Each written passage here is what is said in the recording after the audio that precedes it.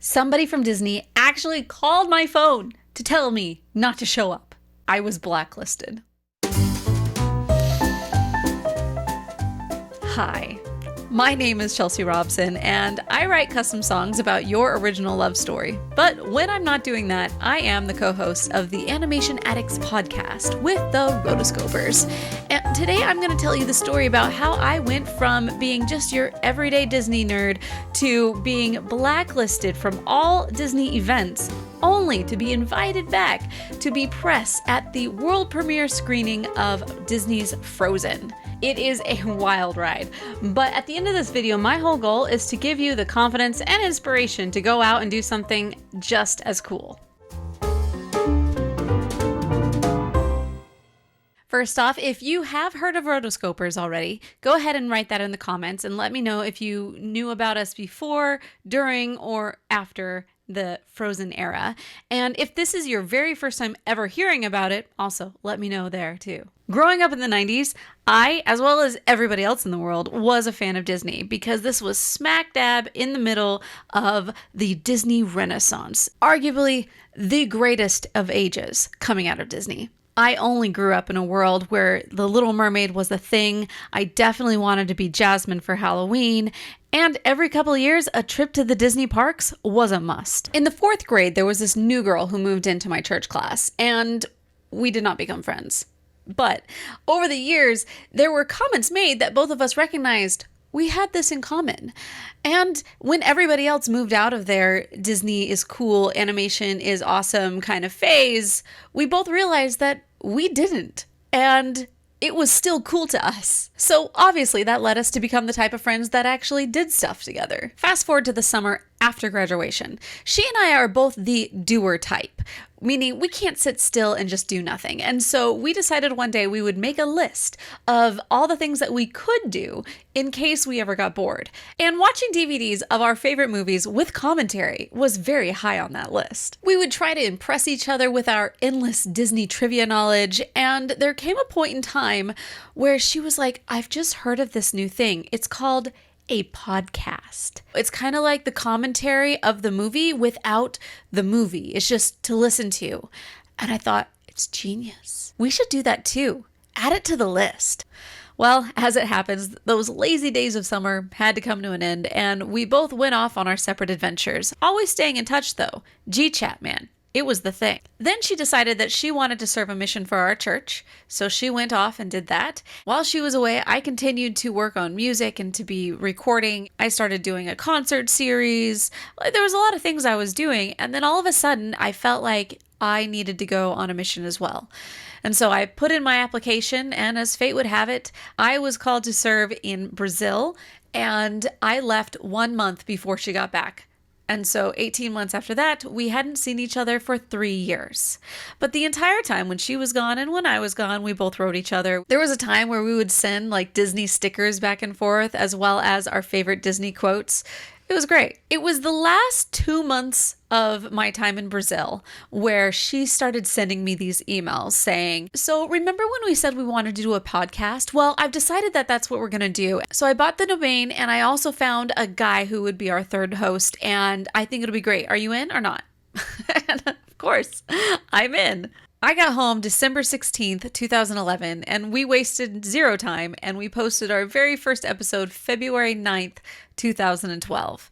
We just jumped into it. And honestly, I don't think very many people listened.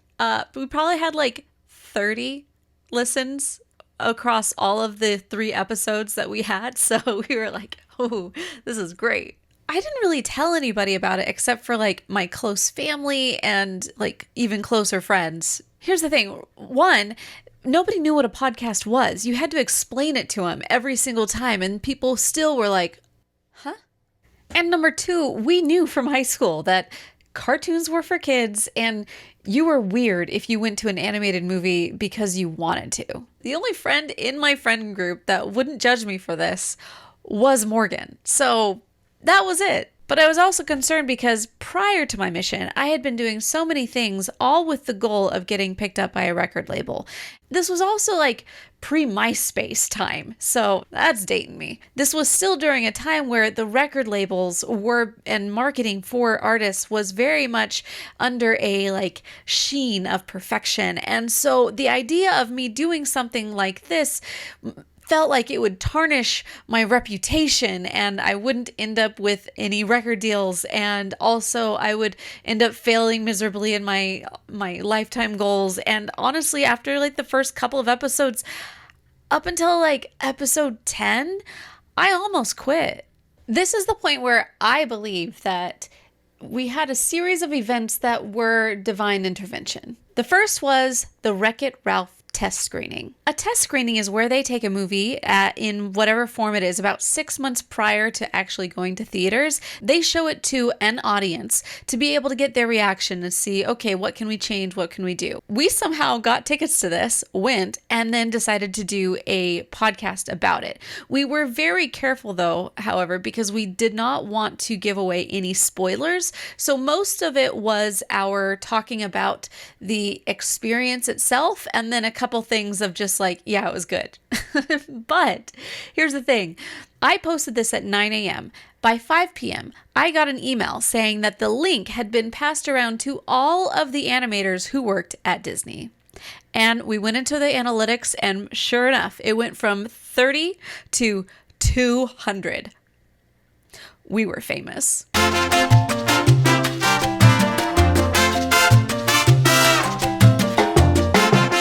The numbers boost, as well as the continual growth that we had been having of just normal fans like us finding our website and also the podcast, led us to be able to become part of the press screenings. And so we could go to legitimate press things, like we were press. It was like, whoa, this is a new life for us. And not just that, but it was just fun. That was really the thing that helped me get over myself. But seriously, so many cool things came out of doing this podcast. The next thing that happened was episode 18. Morgan and I both entered in to win tickets to Destination D D23. This is Disney's like super fan club, and they do a full weekend of specialty panels as well as a lot of insights into what's coming up in their future catalog. Divine intervention one more time. We got tickets, and before I knew it, I was off to LA for this life-changing event. See, we knew that Frozen was going to be coming up. It was going to have 2 princesses. It was going to be big. And we needed all of the information that we could get out of it. Luckily, they had a whole pitch session where somebody came out and told them what was happening. They even had a guy with a puppet of Olaf, which before they like reimagined him, and he looked really ugly. But anyway, they had a girl come out and sing the song Let It Go. They also had security walking up and down the aisles, making sure that you could not record anything. And so Morgan's task was to write down all the lyrics. My task was to memorize the melody. I think that was the first time I said her name. Yeah, Morgan Stradling. Later on when we did a podcast, I did do my best to kind of meld the two and create my own pseudo version of the song. Nothing really exploded after that. This was posted in August of 2012. But the whole time I was just telling Morgan, I was like, Morgan, we have to get on YouTube. We have to get on YouTube. And she's like, no, I don't want to. And I was like, oh yeah, we got to. I finally wore her down. It was about 4 months later that we were able to sit down and actually record our very first YouTube episode. It was crappy lighting and low quality all around, but the content was quite funny. We were trying to explain a picture without actually showing the picture with only words because we didn't want our video to get flagged for having copyright content in it. So we were just trying to explain. It was grand. Oh, all of these videos, you can go onto my main profile page and you can see them all. I've got them linked down there. It's fantastic. So we had gotten started, but I knew that I just had this feeling I needed to do a video about the song Let It Go. So I found the place in my house that had the best lighting, happened to be on the stairs, and set up shop there and just said, okay, I'm recording this. And it was about a 2.5 minute video. It blew up. And we got about 30,000 views in that first day. It was just insane. And that is really that thing that really catapulted us to the next level. We got another email from somebody in the studio and they were just like, oh, you did a great job. We all liked it. And I didn't really know what that meant. Like, we all, like, what does we all mean? And I come to find out it was literally everybody. But unfortunately, it was at this point in time where we got greedy. Disney Toon Studio, now defunct, was putting out a new movie called Planes, which was a spinoff of Cars. And they were having another test screening in our area. We got tickets, we went, and this time we're like, oh yeah, we'll do this. We'll do an episode about this. And we were both like, maybe we should, maybe we shouldn't, but we decided to go along with it. But that was where we went a step too far. You see, we realized that while the animators and people at the studio really liked us, the marketers, not so much. I mean, how were we supposed to know that going online, sharing leaked content, and complaining for a year about a marketing department at a company would make the head of that marketing department dislike you? It was the day before the test screening of Frozen, and I got a call from an unknown number. I let it go to voicemail. And when I listened to the voicemail, it was a man telling me by name not to show up. The blacklist is real, and I was on it. I was like an addict that couldn't get their fix. It was both scary and devastating. I had an identity crisis. I was a good girl who followed the rules until I became a podcaster. Theatrics aside, we did not know what to do. We had basically built our brand around Frozen, and to be blacklisted, and they were like, no, we're not letting you on any list ever again. And we're like, but no. It was crazy. We decided we were just going to plunge ahead. Act as though we had always done and just go out and try to find the stories. At this point in time, our website was booming. We had brought on several different writers who were volunteering, and just like everybody was just so excited about Frozen. The whole month prior to the actual release of Frozen, we did Frozember. The entire month, every single day, we had a different article about Frozen going up.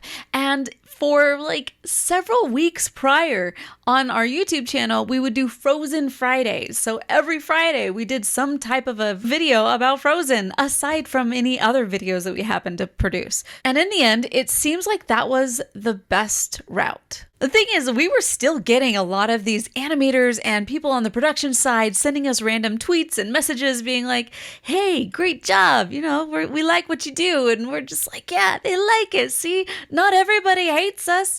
I mean, marketing does, but you know, they don't. It got to the point where I started asking basically anybody that would talk to me at the studio, like, hey, can you put like a good word in for me with Amy? Amy's who was in charge of everything at the time. And they were like, sure, yeah, sure. That means nothing. But luckily, it did mean something. About a week prior to the premiere, we got an email from one of the assistants asking us if we wanted to submit to be part of the press on the red carpet. And Morgan and I are looking at us like, did they send us this on accident? Even if they did, let's just submit and maybe they won't notice. So that's what we did.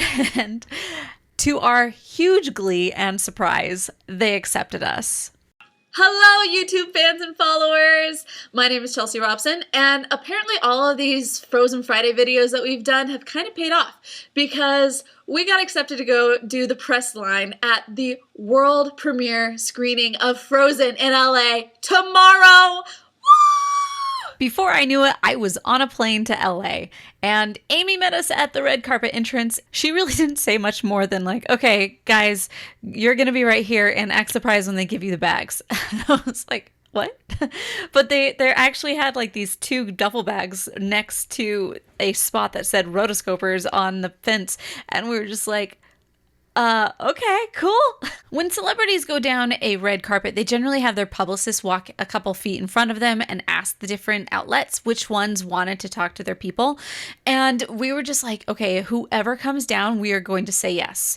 If we know who they are or not, we are just gonna do it. I'm not exactly sure nowadays that would be the best route to go about that, because, for example, if say I was on the carpet of the Grammys and BTS walks in and I didn't have like very specific laid out questions as though I knew everything about BTS and all 50 of their members, I would be just annihilated in the comment section.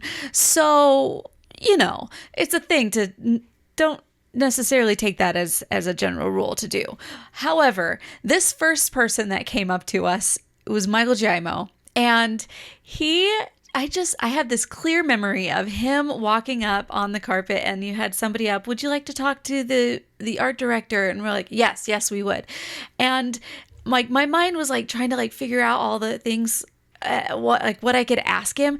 And of course I asked him like the dumbest questions just because I was so I fan zoned myself. Okay. I fan zoned myself and I was talking to him and I was asking him these questions and then I just kind of blank, but he took that moment to be like, hey, by the way, I really liked your song. And I was just like, oh, you like know who we are. He ended up staying 27 minutes with us, just standing and chatting on the red carpet or white carpet in this sense.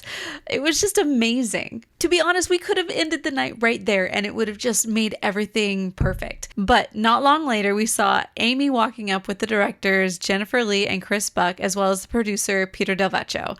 And like, they didn't even wait for us to ask any questions at all. They just jumped right in like they knew us, and it was a dream. Wow. Did you get our badge? We had them, yes. Great to meet you. Thank you so much. It's very underappreciated, I just have to say. Thank you. I feel like I'm meeting Nice to famous meet you. people. I feel like I know you since I've seen you on... I'm Camera handoff. Oh, sure. Oh, we have to do it. Now we have to do it for the fake It's supposed to be thing. secret, apparently. Okay. Yeah, I'm ready? excited. Here, should I stand right by you? I happen to carry this with me with my dress and everything. We both have, We right? have a little. We have a very special something for you to Just share. a little Oh, thank gift you. here. Just thank you for being such great supporters of And the I'm film. coming You're with coming you. with you. Yes. Biggest supporters. We have a little stand.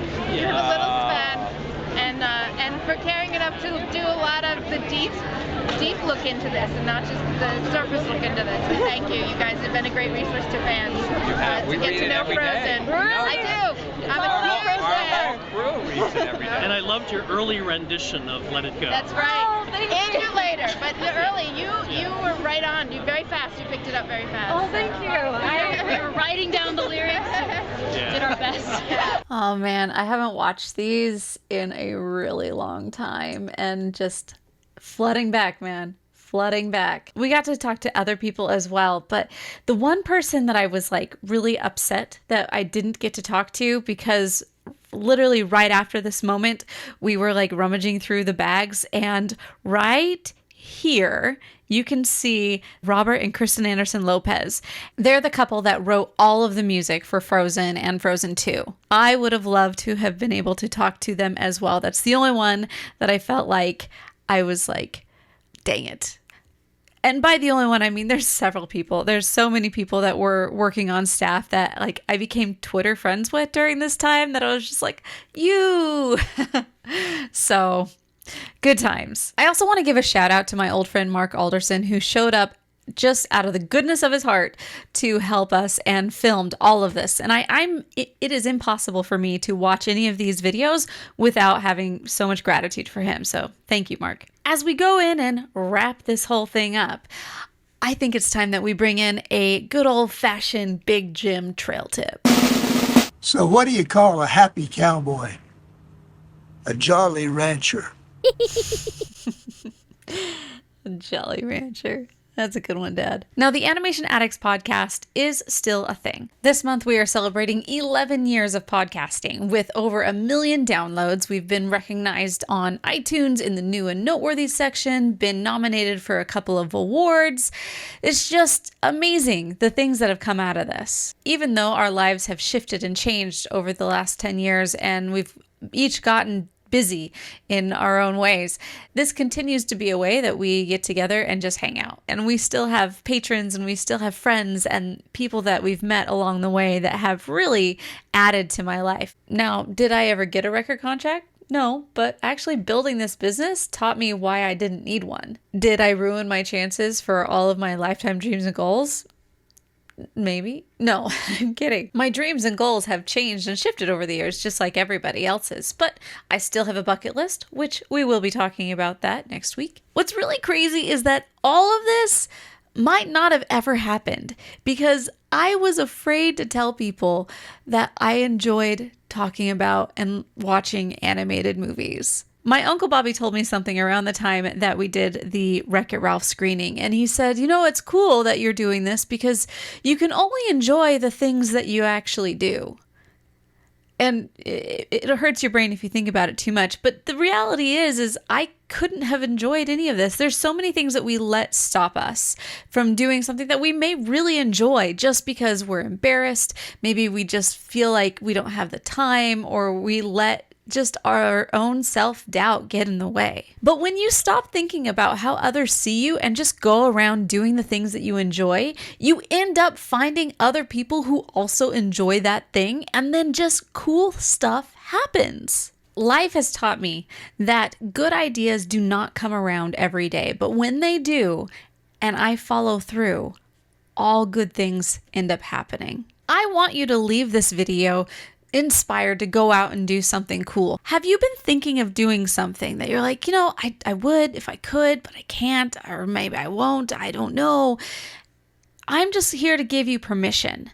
Do it. You can only enjoy the things that you actually do. I believe in God, and I believe that God gives us promptings.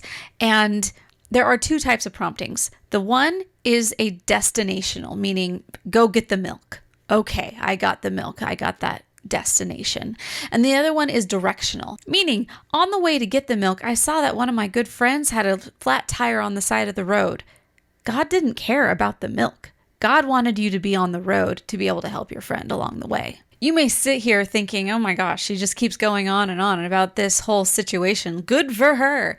But here's the thing. Along the way, for us, I have received personal emails and letters of gratitude from other people that maybe we inspired them to go out and create their own podcast. Maybe working with the website, they were able to get a job in the animation industry. Maybe they were just a fan and would listen to us because they had a hard time sleeping, but they knew that if they turned us on, that it would be just like sitting around with some old friends. It's so humbling to know all of the things that have come out of this that aren't even the glitz and the glam of any type of red carpet. It's in the doing that we are able to touch lives, and it's in the doing that we are able to serve others. God doesn't care about the milk. He wants you on the road to be able to help someone along the way.